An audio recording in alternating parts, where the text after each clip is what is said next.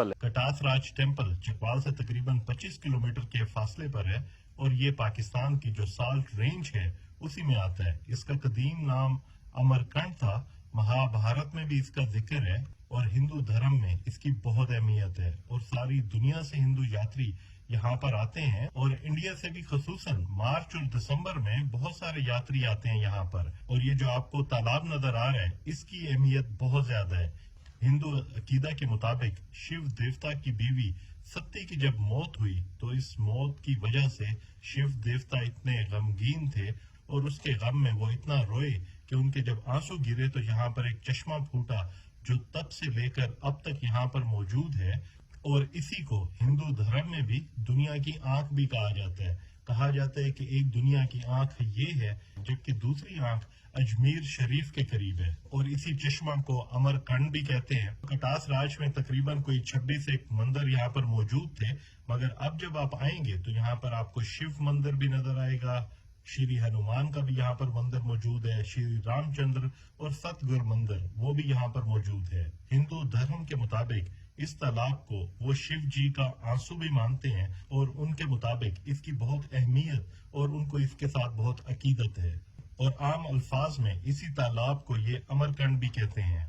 हिंदू अकीदा के मुताबिक इस तालाब के पानी से नहाने से उनके जितने पाप हैं या गुनाह हैं वो इसी में धुल जाते हैं। और इसी कटास राज में ये जो शिव जी का यहाँ पर टेम्पल है, यहाँ पर ये जो शिवलिंग आपको नजर आ रहा है इसके बारे में कहा जाता है कि ये 2500 साल कदीम शिवलिंग है। और ये जो पूरे का पूरा कॉम्प्लेक्स है यहाँ पर क्योंकि हिंदुइज्म, सिख और उसके अलावा बुद्धिस्ट स्तूपा भी यहाँ पर मौजूद थे तो इसकी जो तारीख है वो तकरीबन 2500 साल से लेकर 5000 साल तक पुरानी है। अगर तहजीब की बात की जाए तो कटास राज जो कॉम्प्लेक्स है यहाँ पर न सिर्फ हिंदुइज्म बल्कि सिखों की भी तारीख मौजूद है और उसके अलावा यहाँ पर बुद्धिस्ट स्तूपा भी मौजूद है, जिससे ये वादे होता है कि यहाँ पर बुद्ध मत के यहाँ पर कितने आसार थे भी और जो आज भी मौजूद है। और अगर आप मुसलमानों की बात करें तो यहाँ इस जगह की इतनी अहमियत थी कि मारूफ साइंसदान अल बैरूनी यहाँ पर आए, उन्होंने संस्कृत सीखी क्योंकि ये जाहिर है ये उस वक्त इल्म का गहवारा था। यहाँ पर वो आए और जिस फार्मूले के तहत उन्होंने जमीन की पैमाइश की और उसके साथ जो उन्होंने रिजल्ट्स निकाले वो आज की जदीद साइंस के लगभग वही रिजल्ट्स के करीब करीब है। यहाँ पर एक कदीम सिखों की हवेली भी मौजूद है जो महाराजा हरि सिंह नलवा थे, उनकी यहाँ पर ये हवेली मौजूद है जो महाराजा रंजीत सिंह के फौजी जर्नैल थे। और जब आप आएंगे तो वो आप हवेली भी यहाँ पर विजिट कर सकते हैं। और अगर आप बुद्ध मत की बात करें तो यहाँ पर तकरीबन 2500 साल पुराना स्तूपा भी मौजूद है। तब वो यहाँ पर कहा जाता है कि 220 फुट बुलंद ऊंचे उसके मीनार थे और यहाँ पर वो मौजूद था, मगर अब भी उसके यहाँ पर आसार भी मौजूद हैं, स्तूपा भी मौजूद है। उस हालत में तो नहीं है मगर वो आसार आपको यहाँ पर जरूर उसके नजर आएंगे।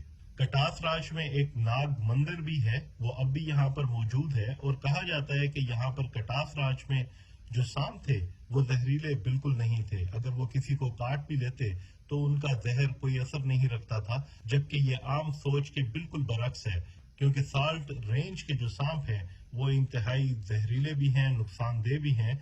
जबकि हिंदुओं का ये मानना है कि वो अगर किसी को काट ले तो उस इंसान को किसी किस्म का कोई नुकसान नहीं होता। यहाँ पर जितनी आपको तामीरात नजर आ रही हैं सारी की सारी चूने और उसके अलावा जो माश की दाल है इसको मिक्स करके की गई है, क्योंकि तब उस जमाने में सीमेंट की कोई मौजूदगी नहीं थी।